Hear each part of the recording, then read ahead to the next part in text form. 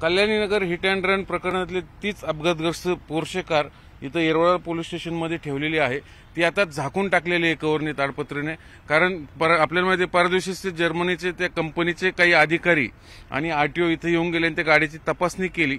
ती गाडी कुठल्या स्थितीत आहे काय आहे त्याचा अहवाल नंतर आरटीओ पोलीस स्टेशनला तपास अधिकारी सादर करतील। पण मीन व्हाईल आपल्याला माहिती आहे गाड्या सगळ्या पोलीस स्टेशनच्या आवारात येऊन पडलं की अपघातग्रस्त गाड्या त्याचं पुढे काही पार्ट चोरीला जातात, पुढे काही आणखीन होतं।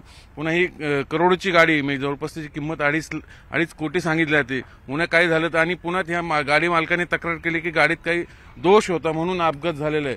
त्यामुळे ते कंपनी आणि त्या मालकात पुन्हा इथं काही त्यातले काही पार्ट चोरीला जाऊ नये, काही नुकसान होऊ नये म्हणून ही गाडी स्वतः आयओनीच कव्हर करून टाकलेली, पदर खर्चाने, शासकीय खर्चाने आणि पूर्ण पॅक करून टाकलेली। कारण नेहमी ही गाडी बघायला अनेक जण येतात, माध्यम येतात म्हणून ही गाडी आता पूर्णपणे झाकून टाकलेले कव्हरनी।